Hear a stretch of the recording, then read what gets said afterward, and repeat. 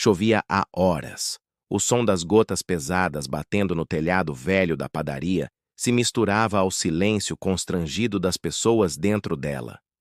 Aquele era um bairro onde todo mundo conhecia todo mundo, mas naquela manhã ninguém parecia reconhecer. O homem encolhido ao lado da porta, com os sapatos furados e os olhos baixos. Ele tremia, não só de frio, mas também de vergonha. "Eu vi sim!" disse uma mulher, a voz fina e irritada cortando o ar. "Ele enfiou o pão dentro do casaco. Achei estranho e fui ver de perto. Tava tentando sair sem pagar. O homem não respondeu. Apenas olhou para o chão como se quisesse desaparecer entre as rachaduras da cerâmica suja. Seu nome era Osvaldo. Tinha 72 anos. E não era sempre assim. Um acusado, um ladrão, um mendigo. Mas há tempos não era mais ninguém. O dono da padaria, seu Cláudio, franzia a testa. Era um homem grande, de fala alta, e não gostava de problemas. "Olha, eu não quero ser ruim, mas isso aqui é furto. A senhora mesma viu. Eu tenho câmeras, tá? A gente precisa chamar a polícia." Alguns clientes murmuraram, outros fingiam que nada estava acontecendo. Um homem mexia no celular filmando. Uma adolescente ria baixinho, envergonhada por achar graça da cena. E o pão, o maldito pão, ainda estava ali, embolado dentro do casaco de Osvaldo. Um pão francês. Pequeno, seco. 0,90 se ele ergueu, os olhos devagar. "Eu só queria um pedaço, senhor. Faz 3 dias que não como." A voz saiu embargada. Era mais que fome. Era humilhação. Era o peso de uma vida que o tinha despido de tudo. Emprego, casa, esposa, dignidade. Osvaldo não queria roubar. Ele queria sobreviver. "Tinha que ter pedido, então", retrucou Cláudio impaciente. "Aqui não é casa da mãe Joana." "Eu pedi", disse ele baixo. "Pedi semana passada. Me mandaram embora. Falaram que eu incomodava os clientes." Uma senhora mais velha, no canto, encolheu os ombros. Outra abaixou os olhos. Ninguém queria tomar partido. Era só um velho. Um velho sujo, de roupa molhada, que tentou roubar um pão. A polícia seria chamada. Os vídeos iriam para a internet. E amanhã, outro velho faminto tentaria outro furto em outra padaria qualquer. Mas naquela manhã, algo seria diferente. Do lado de fora, uma SUV preta se aproximava devagar. O vidro abaixou. Um homem de terno cinza, rosto sério e barba grisalha, observava a cena pelo reflexo na vitrine. Estacionou em silêncio. Lá dentro, Cláudio já digitava no celular. Estava irritado. Tinha que resolver isso logo, o movimento ia começar. "Seu Osvaldo, né?" disse ele seco. "O senhor vai ter que me acompanhar. Vamos esperar a polícia aqui." Osvaldo apenas assentiu. Não havia mais resistência nele. Nem orgulho. Só cansaço. Foi nesse instante que a porta da padaria se abriu.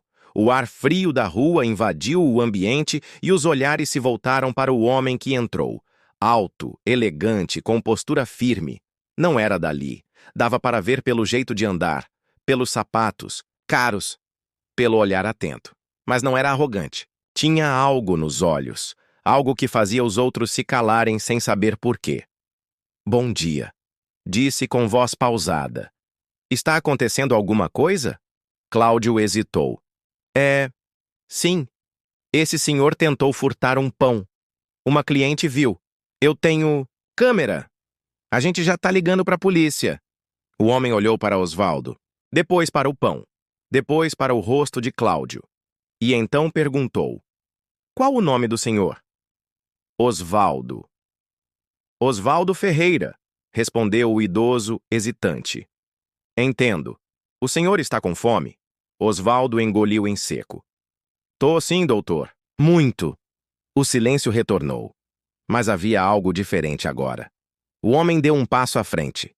Tirou a carteira do bolso interno do paletó e puxou uma nota de R$ 50.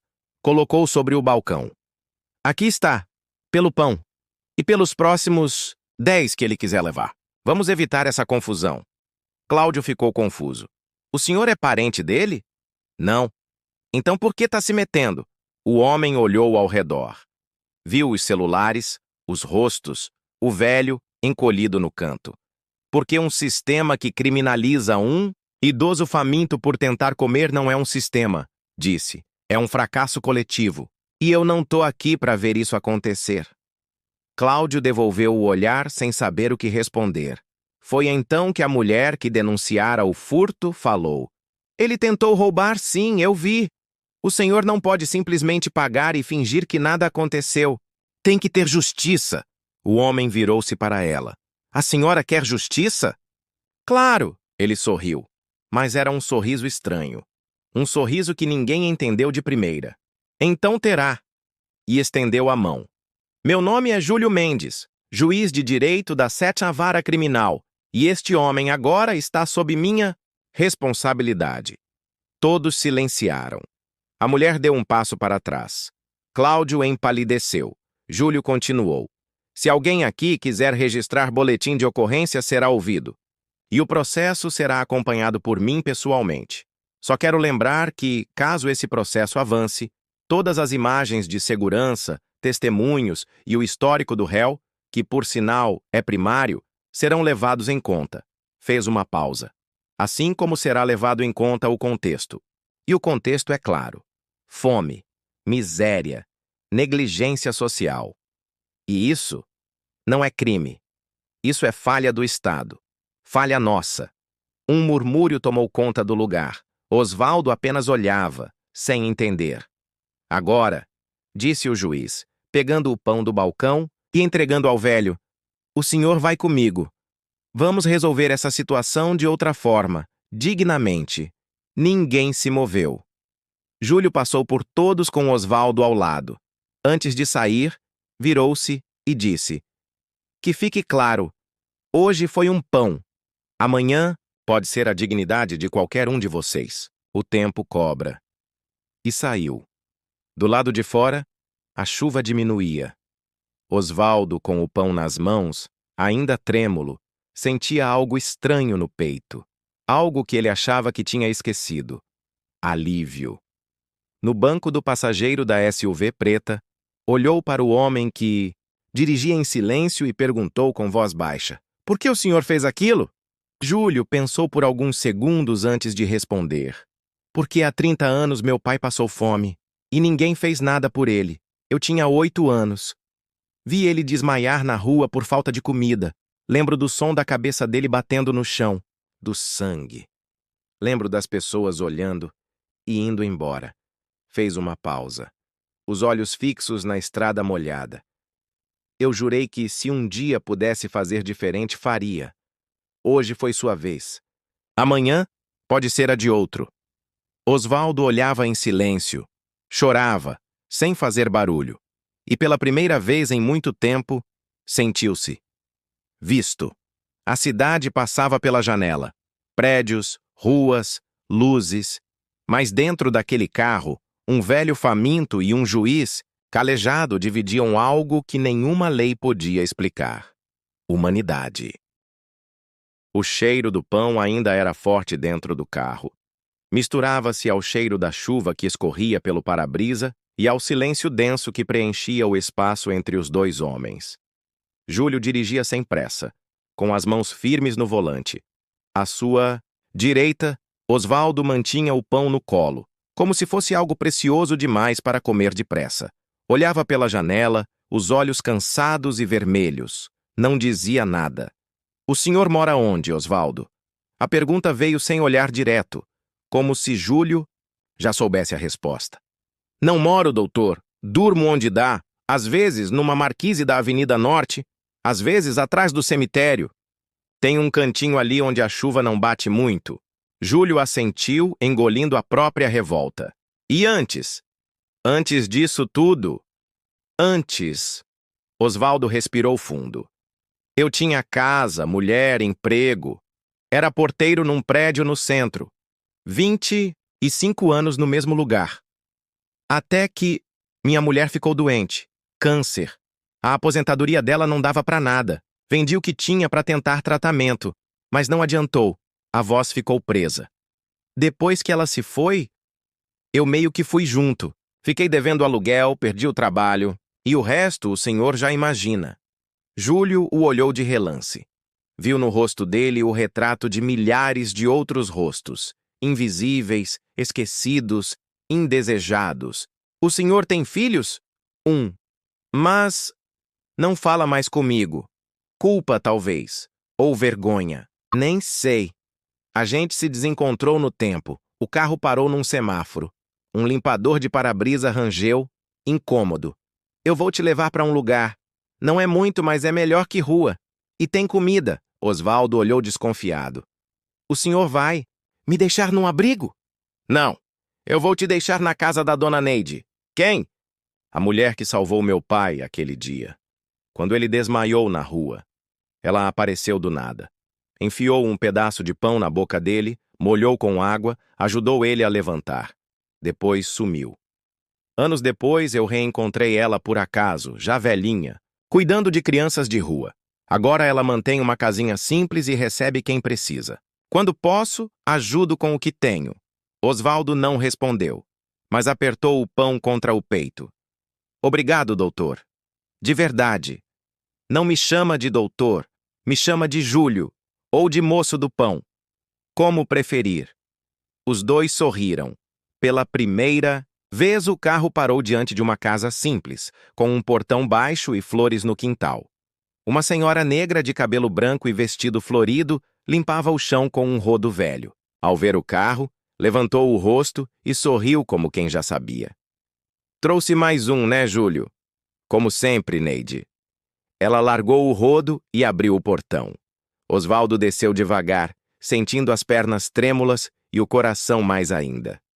O nome do senhor? Osvaldo, dona. Nada de dona. Aqui todo mundo é igual. Me chama de Neide, ou de mãezinha, como uns gostam.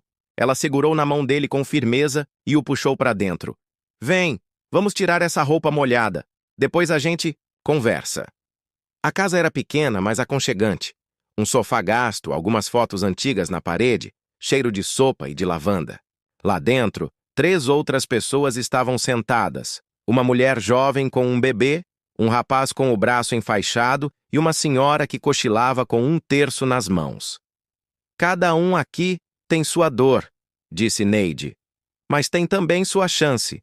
E o senhor Osvaldo vai ter a sua. Osvaldo segurava as lágrimas como quem segura uma barragem. Mas era inútil. Elas vieram sem aviso, sem pudor. Neide apenas o abraçou. Júlio observava da porta, em silêncio. Aquilo doía e curava ao mesmo tempo. Ver Osvaldo ali era como resgatar algo que ele mesmo havia perdido. Antes de sair, ele deixou uma sacola com mantimentos sobre a mesa e um envelope com dinheiro dentro da gaveta do armário, como sempre fazia. Vai voltar para ver ele? Perguntou Neide já voltando para o fogão. Vou. Esse aí? Esse tem olhos de quem não desistiu totalmente. Ainda não. Do lado de fora, a cidade seguia indiferente. Buzinas, pressa, olhares apressados. Mas em uma pequena casa no meio do nada, um homem quebrado reencontrava um lugar para recomeçar. Na manhã seguinte, Osvaldo acordou com o cheiro de café fresco. A claridade entrava pelas frestas da janela e ele demorou alguns segundos para entender onde estava. A cama era simples, mas quente. O cobertor tinha cheiro de sabão. Sentou-se devagar, as costas doendo. Olhou ao redor. Um copo com água, um par de chinelos e uma camiseta limpa dobrada sobre a cadeira. Sorriu. Desceu até a cozinha e viu Neide preparando o café da manhã. A senhora do terço assistia a novela muda na TV. Bom dia, Osvaldo. Dormiu bem? Dormi como não dormia há anos, ela sorriu. Então agora vai comer. Depois a gente conversa sobre como recomeçar. Recomeçar? Claro. O senhor não vai viver aqui para sempre, né? Aqui é só abrigo de asas. Depois a gente voa. Ele ficou em silêncio. Mas algo dentro dele acendeu enquanto... Isso na cidade, um vídeo começava a circular nas redes sociais. Um trecho da cena na padaria. O velho sendo acusado. Depois, a chegada do juiz. A fala dele. A entrega do pão. A saída. Isso sim é justiça. Chorei vendo isso. Que vergonha dessa sociedade. Mas orgulho desse juiz. Quantos Osvaldos existem? Por aí, o vídeo viralizou. Programas de TV começaram a comentar. A padaria foi bombardeada nas redes. O dono tentou se justificar, mas era tarde. A imagem do velho com o pão no peito já estava no coração do país. Júlio, por sua vez, evitava entrevistas. Não queria fama, só justiça. Naquela tarde, ele voltou à casa de Neide. Levava roupas novas e uma proposta. Osvaldo, posso falar contigo? O velho estava lavando pratos com um sorriso no rosto. Claro, moço do pão. Eu tenho um amigo que gerencia um estacionamento no centro. Ele está precisando de um ajudante. É coisa simples. Organizar carros, anotar horários, varrer o pátio. Nada pesado. Paga pouco, mas é fixo. E tem uma salinha nos fundos onde você pode dormir. Osvaldo ficou em silêncio. As mãos molhadas, o coração aos pulos. O senhor acha que eu consigo? Eu tenho certeza. Neide se aproximou e colocou a mão no ombro dele. Vai, Osvaldo. A vida tá te dando outra chance. Não joga fora. Ele engoliu em seco. Eu aceito. 2 dias depois, Osvaldo começava no novo emprego. Foi difícil no começo. As pernas doíam, os olhos cansavam. Mas ele estava determinado. Chegava cedo, saía tarde. Era discreto, mas educado. E todos começaram a gostar dele. Esse velho aí é firmeza, disse um motorista de aplicativo acostumado a parar lá todos os dias, sempre com um sorriso. O dono do estacionamento, seu Raul, era um homem rígido, mas justo. Aos poucos passou a confiar em Osvaldo. Vou deixar a chave com você. Se alguém chegar tarde, você que abre. Osvaldo sentia-se vivo novamente. E o mais surpreendente, passou a se sentir útil. Numa tarde de sábado, Júlio apareceu por lá. Levava uma sacola com mantimentos e um envelope. Não precisava, moço. Não é presente. É investimento. Um começo. Tem 1.500 dólares aqui. Quero que use com responsabilidade. Guarde. Compre roupas. Melhore sua vida. E tem uma lista de clínicas que ajudam idosos a conseguir voltar ao sistema previdenciário. Vamos regularizar sua situação, Osvaldo. Segurava o envelope como se fosse ouro. Eu nem sei o que dizer. Diga só uma coisa, que vai ajudar o próximo quando puder. Osvaldo assentiu emocionado. Enquanto isso, a história do velho do pão continuava ganhando força. O vídeo chegou à imprensa internacional. Sites de notícias contaram a trajetória de Osvaldo, agora com final feliz. Até mesmo o filho dele, que estava há anos sem contato, viu a matéria. Foi uma madrugada difícil. Ele ficou horas olhando para o número que ainda tinha salvo no celular. O número do pai. Ligou. Chamou 4 vezes. Até que uma voz rouca atendeu. Alô? Pai, silêncio. Pai, é o Tiago. Do outro lado, o choro veio antes das palavras. Osvaldo reencontrou o filho semanas depois. Emocionado, contou tudo. Tiago, agora casado e com uma filha pequena, pediu perdão. E Osvaldo perdoou. A vida é muito curta para guardar mágoa, filho. Voltaram a se falar, a se ver, a se cuidar. Certa manhã, Osvaldo voltou à padaria. A mesma, da cena do início. O dono, Cláudio, quase não o reconheceu. Seu Osvaldo? Eu mesmo. Cláudio engoliu seco. Me desculpe, por tudo, de verdade. Eu estava cego. Osvaldo apenas sorriu. Às vezes a gente só enxerga com os olhos dos outros, e o senhor enxergou a tempo. Tá tudo certo. Cláudio ofereceu um café, um pão e um pedido que tirassem uma foto juntos. Ele queria pendurar ali, na parede da padaria, com uma placa. Aqui, todo mundo tem direito à dignidade. História de Osvaldo Ferreira. À noite, já deitado, Osvaldo olhava para o teto da pequena salinha do estacionamento e pensava: como é que a vida pode virar tanto em tão pouco tempo? A resposta não veio como pensamento. Veio como sentimento, esperança. Algo que ele tinha esquecido que existia. O tempo passou. Não muito, mas o suficiente para mudar o que parecia imutável. O estacionamento virou o novo mundo de Osvaldo. Ele conhecia cada carro, cada cliente, cada horário. Cuidava dos detalhes como quem cuida de um jardim. Com atenção, com paciência, com uma espécie de carinho silencioso. Agora, ele já não parecia o mesmo homem encolhido num canto de padaria, com um pão escondido no casaco. Estava mais ereto. Usava uma camisa polo azul, presente de julho, e um boné simples, que protegia do sol.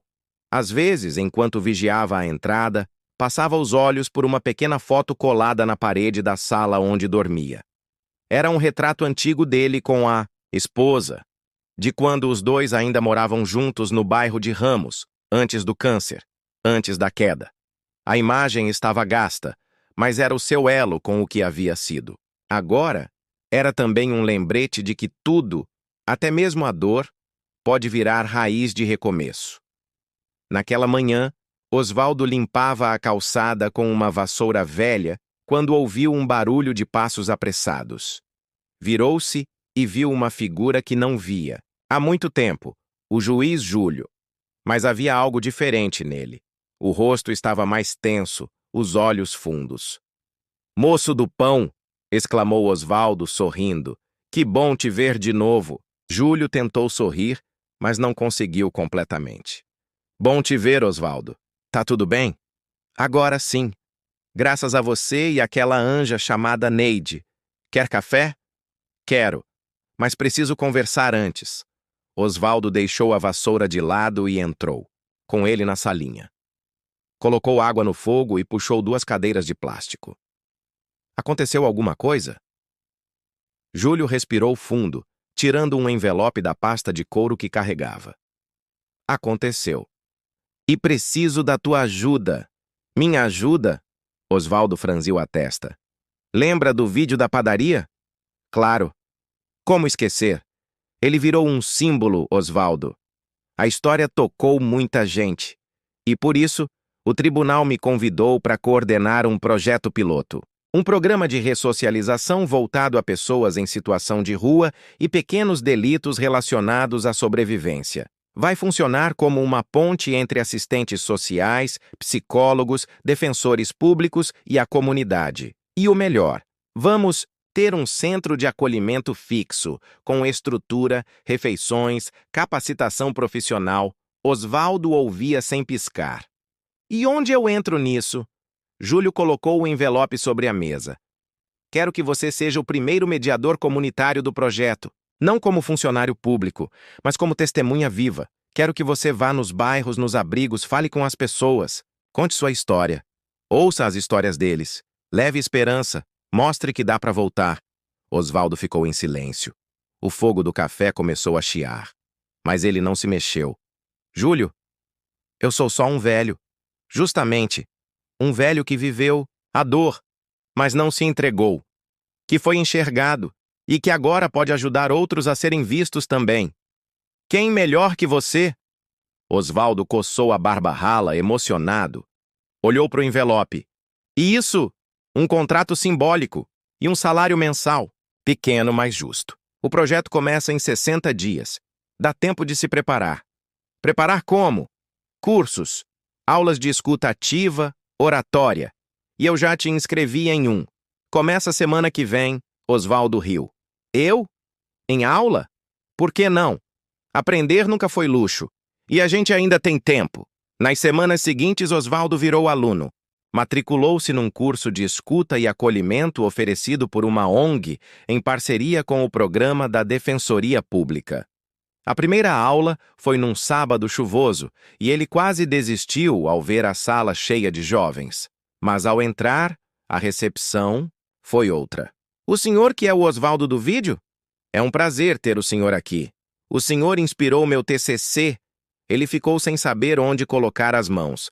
Não sabia lidar com elogios, mas algo dentro dele inflava. A certeza de que estava no lugar certo.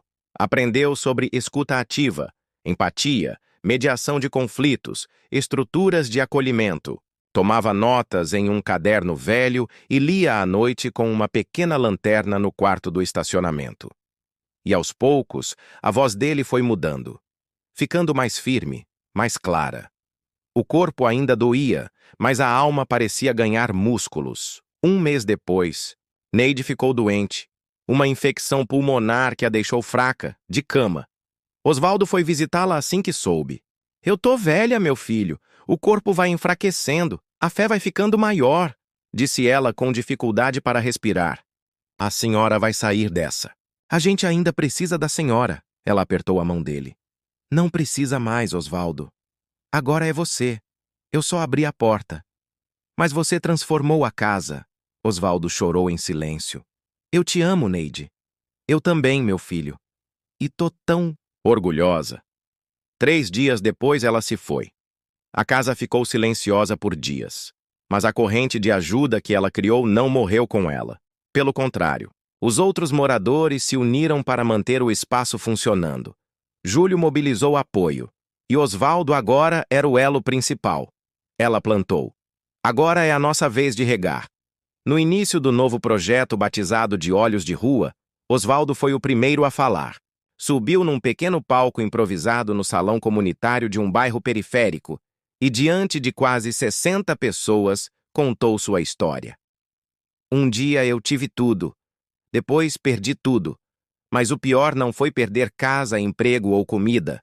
O pior foi perder o olhar das pessoas. Ser ignorado como se não existisse. Fez uma pausa, olhando nos olhos de cada um. Mas alguém me viu. Alguém estendeu a mão. E isso mudou tudo. Eu tô aqui para dizer que existe volta. Que ninguém é lixo. Que enquanto tiver um pão e uma palavra, tem chance. Aplausos. Lágrimas. Silêncio respeitoso. Depois da fala, várias pessoas se aproximaram. Uma mulher que morava na rua com 2 filhas pequenas pediu ajuda. Um rapaz, recém-saído do sistema prisional, pediu para ser voluntário. Uma senhora com depressão pediu apenas que alguém a escutasse, e Osvaldo ouviu. Nos meses seguintes, ele visitou 12 comunidades, 8 abrigos, 3 unidades de acolhimento provisório. Sua história virou semente, e ele, um símbolo vivo. Júlio o acompanhava, de perto, orgulhoso, inspirado. Os dois tornaram-se quase irmãos. Eu só queria ter mostrado tudo isso para o meu pai, disse o juiz. Certa vez, ele ia se orgulhar tanto de você e da sua parte também, respondeu Osvaldo. Ele estaria sorrindo com os dois. Em uma noite de inverno, ao retornar de uma palestra, Osvaldo caminhava pela calçada com as mãos nos bolsos, quando ouviu um choro baixinho. Parou, procurou, encontrou uma menina. No máximo 9 anos, suja, tremendo, escondida sob um toldo de loja. Ei, tá tudo bem? Ela se assustou, tentou fugir, mas ele agachou devagar, mantendo a voz baixa. Eu não vou te machucar, eu só quero ajudar. Tá com fome? Ela assentiu com a cabeça, sem falar, ele estendeu a mão. Vem comigo, eu tenho um lugar. Tem sopa quente, gente boa, e ninguém vai te fazer mal. Ela hesitou. Depois, foi.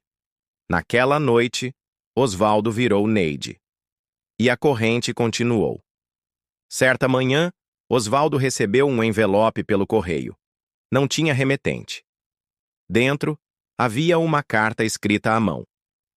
Senhor Osvaldo, eu era uma das pessoas naquela padaria. Vi o senhor sendo acusado. Vi o pão. Vi tudo. E não fiz nada. Fiquei quieta. Carrego essa culpa desde aquele dia. Mas ao ver sua história, vi também que o silêncio pode virar som. E hoje, eu trabalho num abrigo da prefeitura. Tudo por causa do senhor. Obrigada por existir. Uma covarde que acordou a tempo. Osvaldo leu 3 vezes. E chorou. Na data que completava 1 ano da cena na padaria, Júlio organizou um evento especial. Uma espécie de celebração pública do projeto Olhos de Rua, com apresentações culturais, rodas de conversa e uma homenagem a Neide. No palco principal, Osvaldo foi convidado a falar mais uma vez. Há 1 ano eu era um velho faminto, envergonhado, invisível. Hoje, eu sou o senhor Osvaldo Ferreira, mediador, pai, amigo, testemunha de que recomeços existem e que basta um gesto, um olhar, uma mão estendida para mudar o rumo de uma vida. E para quem ainda acha que um pão não pode mudar o mundo, eu respondo: depende da fome, depende da dor e depende de quem segura esse pão. Aplausos longos, gente em pé, crianças batendo palmas sem entender direito, mas sentindo o peso do momento. Júlio subiu ao palco emocionado. Seu Osvaldo, esse projeto não existiria sem o senhor. O senhor não é só um exemplo.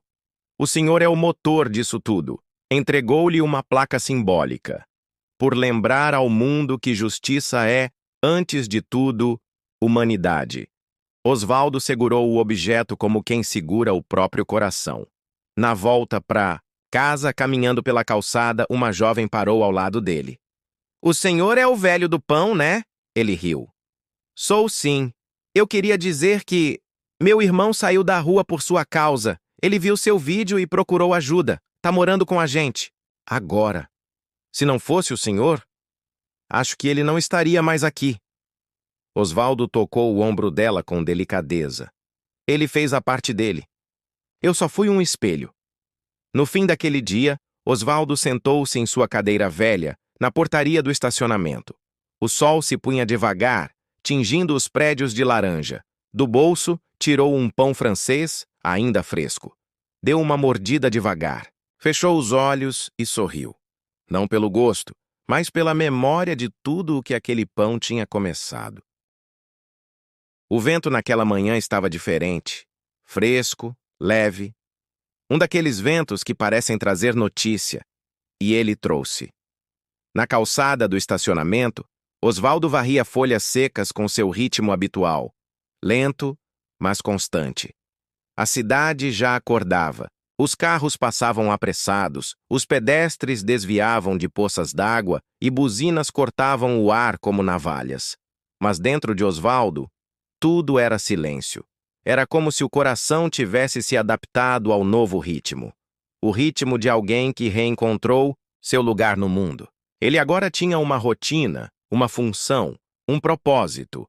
Tinha até mesmo um celular simples, onde recebia mensagens da equipe do projeto, dos amigos do curso, de Júlio, e agora do próprio filho. A relação com Tiago vinha sendo reconstruída aos poucos. Não havia mágoas explícitas, mas existia um cuidado novo, o cuidado de quem tem medo de machucar de novo. A última visita do filho tinha sido há 2 semanas. Trouxera a netinha, Sofia, que Osvaldo não conhecia. "Ela tem seus olhos, pai", disse Tiago com um orgulho tímido. Osvaldo se lembrava de ter segurado a criança no colo como se fosse feita de vidro. Sentiu um calor que não sabia mais existir dentro dele. E naquele instante, soube. Nada mais importava. Mas naquela manhã de vento diferente, algo mudaria outra vez. Seu Raul, o dono do estacionamento, chegou mais cedo do que o normal. Estava com o semblante tenso, celular na mão, camisa meio desabotoada. "Osvaldo, preciso conversar contigo." "Claro, seu Raul. Aconteceu alguma coisa?"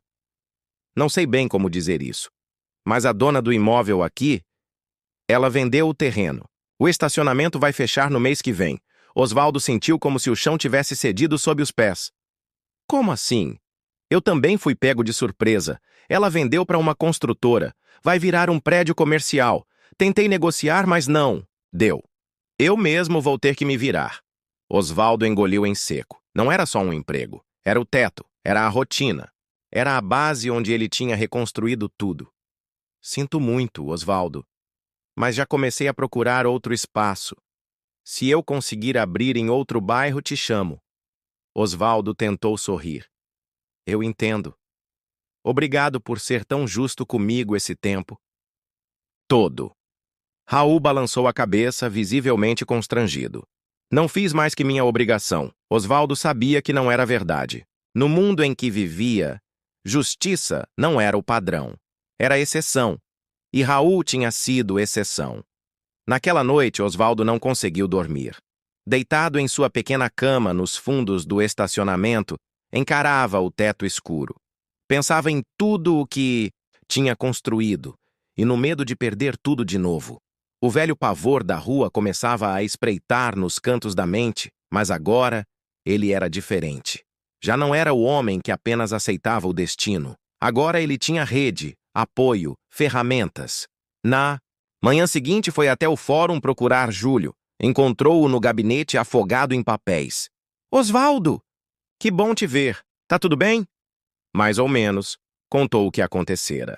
Júlio ouviu com atenção, franziu a testa e depois se recostou na cadeira.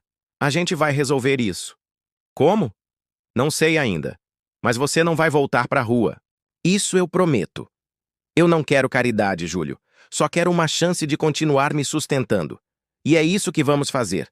Mas talvez seja a hora de dar um passo maior. Que tipo de passo?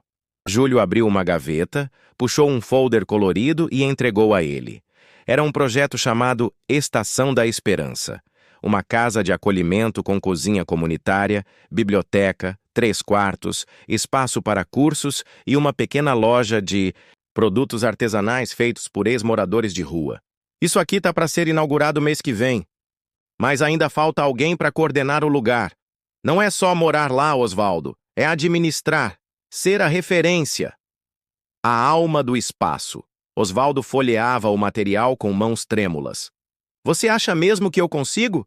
Acho que só você consegue. Preparação foi intensa. Júlio indicou uma assistente social para acompanhá-lo nas primeiras semanas. A ONG parceira ofereceu cursos rápidos de gestão comunitária. E Osvaldo mergulhou naquilo com uma determinação que surpreendia até a ele mesmo.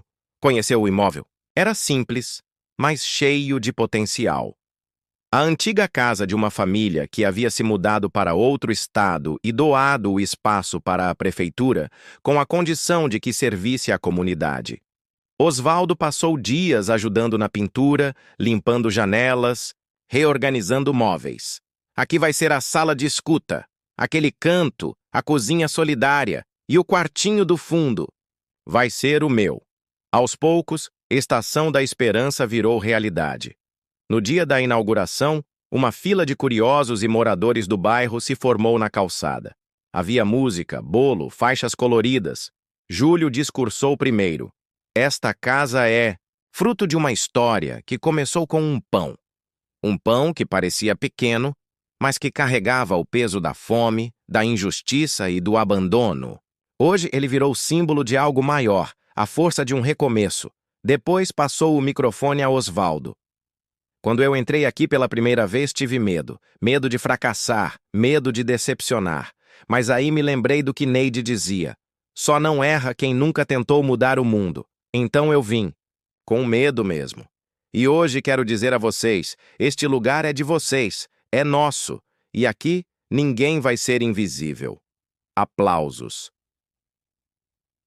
A vida na Estação da Esperança era intensa. Osvaldo acordava às 6, preparava café para os primeiros moradores, acolhidos, verificava os estoques da cozinha, revisava as tarefas do dia. À tarde, recebia voluntários. À noite, fazia rodas de conversa. Crianças do bairro começaram a aparecer por curiosidade. Depois, por afeto. E quando perceberam, já tinham ali uma espécie de avô coletivo, o seu Osvaldo da Esperança. Ele ria disso, mas, por dentro, sentia algo renascer. Certa noite, após a roda de escuta, uma jovem chamada Letícia, 19 anos, grávida, abandonada pela família, se aproximou e disse: Eu ia desistir de tudo essa semana, até ouvir sua história. Agora, acho que ainda dá tempo. Osvaldo colocou a mão sobre a barriga dela. A vida tá batendo aí dentro, e é a prova de que dá tempo sim. Sempre dá. Enquanto isso, o vídeo original da padaria chegava a 30 milhões de visualizações. Um documentário começou a ser produzido, e a história de Osvaldo passava a fazer parte de currículos escolares em algumas escolas públicas do Rio. Eu vi o vídeo na aula, vô, disse a pequena Sofia, agora com 4 anos, e falei para a professora que era meu vô de verdade. Ele a abraçou com os olhos marejados. O tempo seguia. A Estação da Esperança virou referência. Ganhou doações, apoio de empresas locais, voluntários recorrentes. E Osvaldo, antes invisível, era agora consultado por assistentes sociais, advogados, estudantes e até políticos. O senhor tem tempo para uma entrevista? Perguntavam. Tem 5 minutos para me ouvir? Insistiam, e ele ouvia, sempre, com paciência, com a escuta que aprendeu na dor. Mas como a vida nunca é uma linha reta, uma sombra se aproximava. Certa tarde, ao sair de uma visita institucional, Júlio sofreu um mal súbito, um infarto silencioso que quase lhe tirou a vida. Foi socorrido a tempo, internado, cirurgia de emergência, UTI. Osvaldo ficou sabendo à noite por mensagem. Sentiu o chão se abrir. Ele salvou minha vida. Agora é minha vez. Passou 2 dias no hospital na sala de espera. Levou uma muda de roupa, 1/3 de Neide e uma marmita. Só vou embora quando ele acordar. Na manhã do 3º dia, Júlio abriu os olhos. Moço do pão, disse com um sorriso fraco. Agora é você que precisa de cuidado, doutor. Eles riram e choraram juntos. Durante o período de recuperação, Osvaldo assumiu temporariamente a coordenação do projeto Olhos de Rua. Apresentou relatórios, propôs melhorias, organizou eventos. Ninguém duvidou da capacidade dele. Esse homem é um gigante, disse uma assistente social. Só andava curvado de tanto peso. Agora que largou, cresceu. Na volta de Júlio, meses depois, os dois se reencontraram na Estação da Esperança. Tudo em ordem? Perguntou o juiz ainda com expressão cansada. Tudo seguindo o plano. E algumas ideias novas. Que tipo de ideias? Uma horta comunitária. E uma rádio online para contar histórias dos moradores. Júlio sorriu. Você virou uma usina de vida, Osvaldo. Eu virei o que as pessoas me deixaram ser. Naquela noite, Osvaldo subiu até o terraço da casa. Olhou as luzes da cidade. O vento soprava de novo, como naquele dia. Só que agora, ele não sentia medo. Sentia gratidão. E pela primeira vez, desde o início da história, entendeu. O pão não foi o início. Foi só o empurrão, o começo real. Foi o olhar que Júlio lançou sobre ele, o olhar que Neide ofereceu, o olhar que a criança assustada aceitou, o olhar que ele aprendeu a dar, e naquele instante fez uma oração silenciosa, que eu nunca me esqueça de ver. A noite caía lentamente sobre a Estação da Esperança. Era outono, e o céu parecia mais próximo, tingido de tons avermelhados e roxos que se espelhavam nas janelas da casa. Osvaldo estava sentado no banco de madeira do quintal, observando as crianças da vizinhança correrem atrás de uma bola murcha. Uma delas, o pequeno Ramon, parou de repente e correu até ele com o rosto suado. Tio Osvaldo, você jogava bola quando era pequeno? Ele sorriu, ajeitando o boné na cabeça. Jogava sim, mas não era bom não, viu? Também não sou, disse o menino rindo. Mas você se diverte? Sim. Então já tá jogando melhor do que muito profissional por aí. Ramon voltou correndo para o jogo e Osvaldo continuou ali, em silêncio. A estação havia se transformado. A horta começava a dar tomates e hortelã, a rádio comunitária já tinha transmitido 3 programas ao vivo. E agora havia uma pequena equipe de jovens aprendizes ajudando com as tarefas da casa. Mas o coração de Osvaldo andava apertado. Desde que Júlio tivera o infarto, algo dentro dele mudara. Era como se, ao perceber a fragilidade do amigo, ele mesmo tivesse sido confrontado com sua própria finitude, e isso doía. Mesmo com a saúde aparentemente estável, Júlio tinha diminuído o ritmo. Já não visitava a estação com a mesma frequência e evitava as viagens para fora da cidade. Osvaldo entendia, mas sentia falta. Os dois eram mais do que parceiros, eram espelhos. E agora, aquele espelho estava rachado. Você tá estranho, pai, disse Tiago em uma visita à estação semanas depois. Estranho como? Silencioso demais, pensativo demais, como se estivesse esperando algo ruim. Osvaldo suspirou. Não tô esperando, filho, mas tô aprendendo a me despedir aos poucos. A gente não fala disso, mas viver também é saber se preparar para sair de cena com dignidade. Tiago abaixou os olhos. Sofia, a neta, corria no jardim, rindo alto com outras crianças. Não fala assim, pai. Você ainda tem muito pela frente. Espero que sim, mas se não tiver, já deixei mais do que eu recebi. E isso é o que importa. No fim daquele mês, um jornal de grande circulação publicou uma matéria especial sobre a Estação da Esperança. O título estampava: Do pão ao protagonismo, o velho que virou símbolo de humanidade. A reportagem contava com fotos de Osvaldo, entrevistas com moradores, falas de Júlio e até um depoimento do próprio Tiago. A matéria viralizou, o número de voluntários dobrou, e com ele vieram também as críticas. Isso é assistencialismo disfarçado de projeto, comentou um colunista conservador. Transformar ex-morador de rua em herói é romantizar a miséria, disse outro. Osvaldo, ao ler, apenas balançou a cabeça. Sempre vai ter gente que fala sem conhecer. Júlio, por sua vez, reagiu com mais firmeza. Que falem.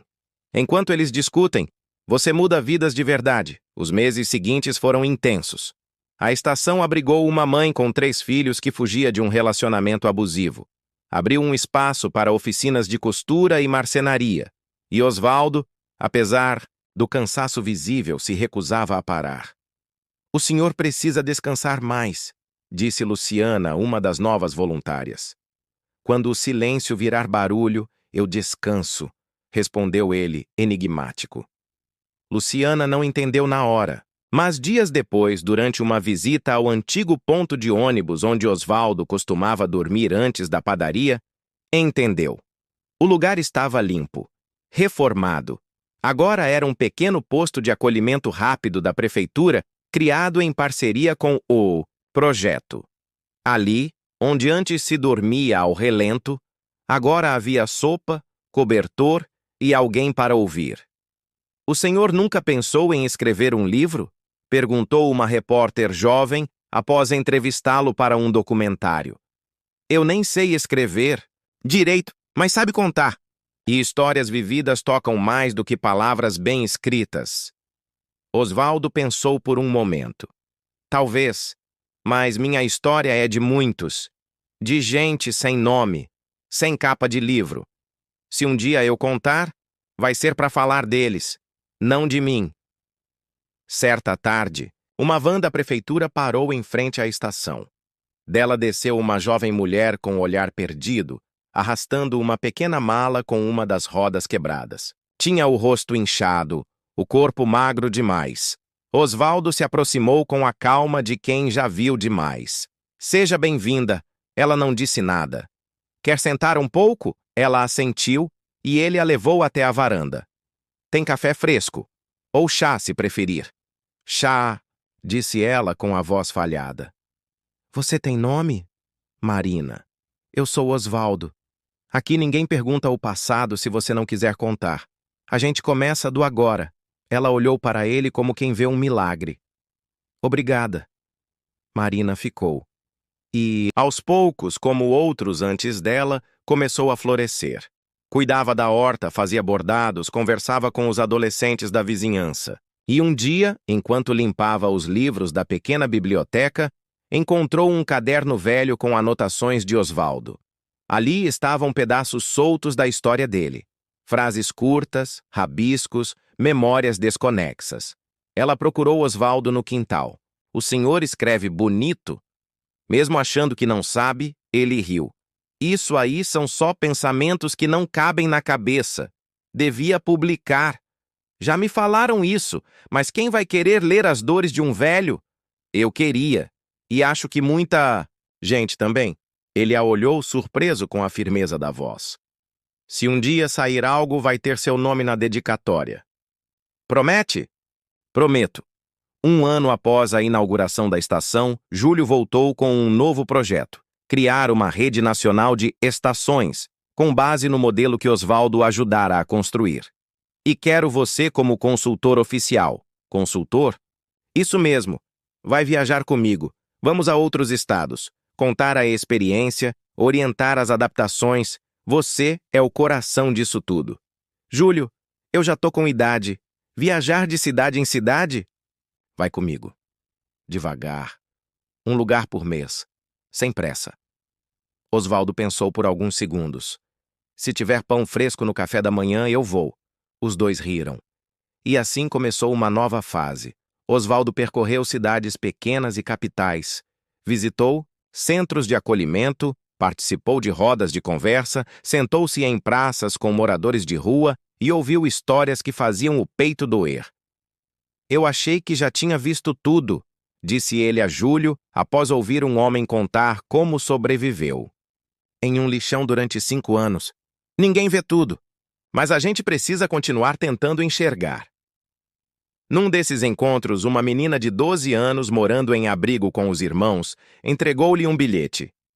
Seu Osvaldo, quando eu crescer, quero ser como o senhor. Alguém que não esquece como foi difícil, mas também não se esquece de sorrir. Ele guardou o papel na carteira junto à foto da esposa. E então, numa madrugada fria, já de volta à estação, Osvaldo acordou com um aperto no peito. Não era dor física, era uma angústia que não sabia explicar. Levantou, vestiu o agasalho, pegou uma cadeira e sentou-se na calçada. O céu estava cheio de estrelas e o silêncio absoluto. Ele respirou fundo e sorriu. Sabia o que era aquilo. Era paz. A vida tinha se justificado. No dia seguinte, durante o café da manhã, enquanto Marina organizava os pães na mesa e Luciana preparava o chá, Osvaldo chegou à cozinha com passos lentos. Hoje quero escrever mais um pouco. Sobre o quê? Perguntou Marina. Ele sorriu. Sobre o pão que salvou minha vida. E sobre os olhos que finalmente me enxergaram. Osvaldo sentia o tempo de outro jeito agora. Não como um inimigo que rouba, mas como um amigo que entrega. Cada manhã na Estação da Esperança era uma dádiva. Ele acordava antes do sol, abria as janelas com cuidado, olhava o céu e respirava, fundo. Sentia o cheiro da terra da horta, do café que Marina começava a preparar, do pão que Luciana sempre buscava na padaria da esquina. Aquela mesma onde tudo havia começado. Ali, no silêncio das primeiras horas, ele pensava na vida, na própria história, nos caminhos tortos, nos tombos, nos reencontros, e às vezes escrevia. Sim, Osvaldo agora escrevia todos os dias. Na sua mesa havia sempre folhas espalhadas, cadernos rabiscados e um gravador de voz barato que usava para registrar lembranças quando a mão doía. Marina tinha insistido que ele deveria compartilhar aquilo.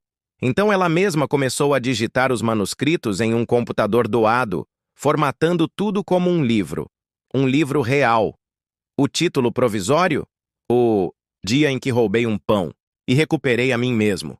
Aos poucos, a estação se tornara mais do que um abrigo. Era um símbolo.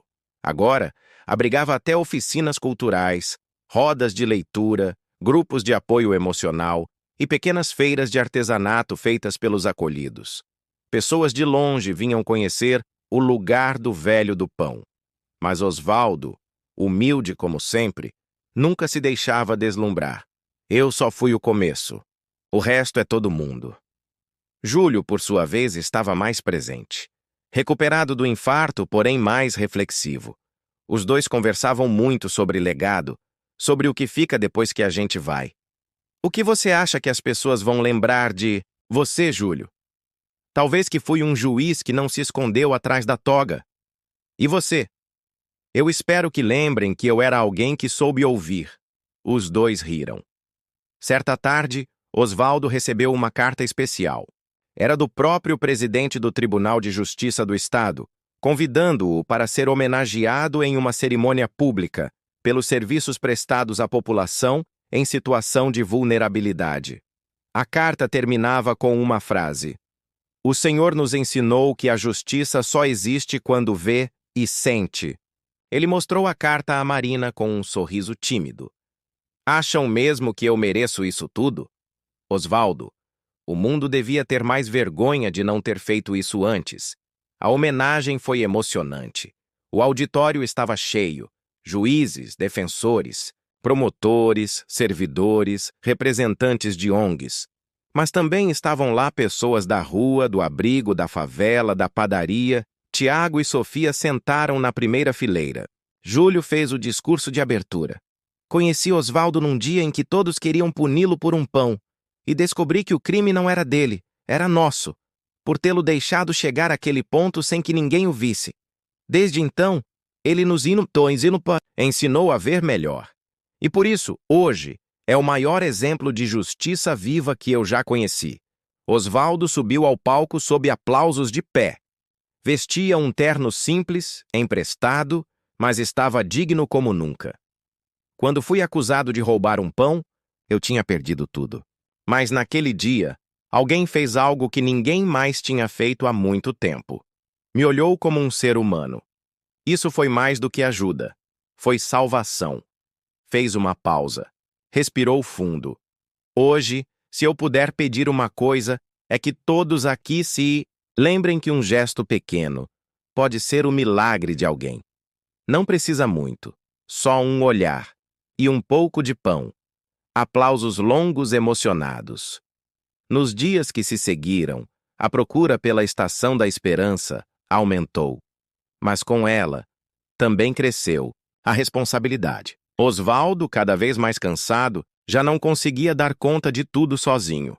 Tá na hora de passar o bastão, disse ele a Júlio numa manhã nublada. Já pensou em alguém? Marina. Concordo. Ela tem alma de guardiã. E coração, de quem conhece a dor. Marina resistiu no começo. Eu não sou você, Osvaldo, e é por isso mesmo que vai dar certo. Você vai ser você. E isso basta. A transição aconteceu com serenidade. Osvaldo passou a ser uma espécie de conselheiro da estação, deixando a coordenação nas mãos da jovem que ele ajudara a salvar, e que agora salvava outros todos. Os dias. Ele passou a dormir mais, escrever mais e sair menos. A saúde começou a oscilar. Um resfriado aqui, uma tontura ali. Exames vieram e, com eles, o diagnóstico que ele já imaginava, mas nunca quis nomear. Leucemia, disse o médico com cuidado. Em estágio avançado. Osvaldo ouviu em silêncio, sem susto, sem desespero. Quanto tempo? É difícil dizer. Meses, talvez um ano. Podemos iniciar tratamento paliativo. Não. Não quero hospitais, nem tubos, nem despedidas em corredor. Quero minha estação, meu povo, meus livros. Meus pães, o médico respeitou. Júlio foi o primeiro a saber. Eu tô em paz, meu amigo, disse Osvaldo segurando sua mão. Não se culpe. Você já fez mais por mim do que qualquer outro nesse mundo. Não fala como se fosse amanhã, por favor. A gente nunca sabe quando é, mas sabe quando está perto. Osvaldo escreveu como nunca. Terminou seu livro com a ajuda de Marina, que digitava as últimas páginas em silêncio, chorando. Ele deixava cartas prontas para cada pessoa especial. Para Tiago, para Sofia, para Júlio, para Marina. E escreveu também uma carta aberta. Era simples, direta, profunda.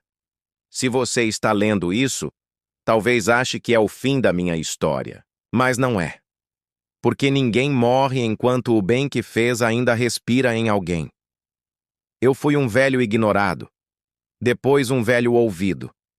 E por fim, um velho amado.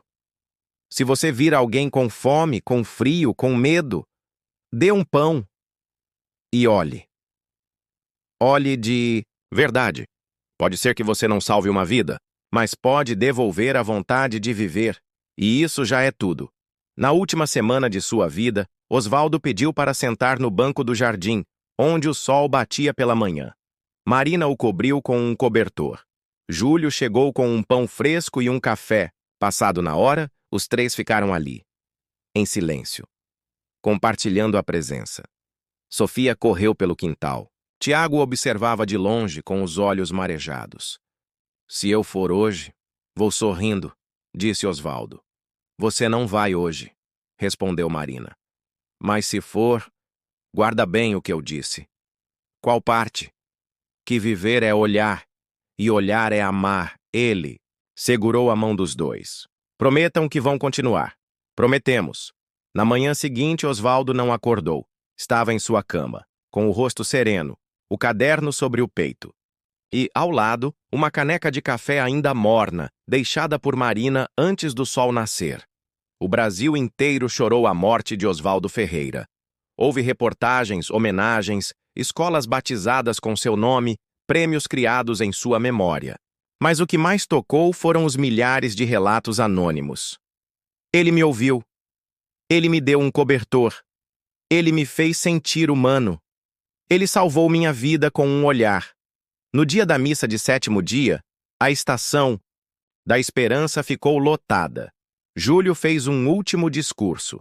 Osvaldo não morreu. Ele virou verbo. Verbo de ação. Verbo de afeto. Verbo de justiça. E se você quiser honrar essa história, comece hoje, com um gesto simples, um olhar, um pão. Marina, vestida de branco, segurava a filha no colo. Sofia, a neta, lia um poema escrito por ela mesma. Meu vô tinha cheiro de café e coração de pão quentinho. Ele não falava alto, mas fazia o mundo ouvir. Agora ele virou estrela que ensina a gente a sorrir. A estação da Esperança continuou. Em cada canto do Brasil, outras estações nasciam, com jardins, com vozes, com histórias, com mãos estendidas, e em todas elas havia uma pequena placa, discreta, mas profunda. Aqui, um velho uma vez roubou um pão e devolveu humanidade ao mundo. E você? O que faria no meu lugar? Se essa história te tocou, deixa o like, se inscreve no canal e compartilha com alguém que precisa lembrar que ainda existe esperança.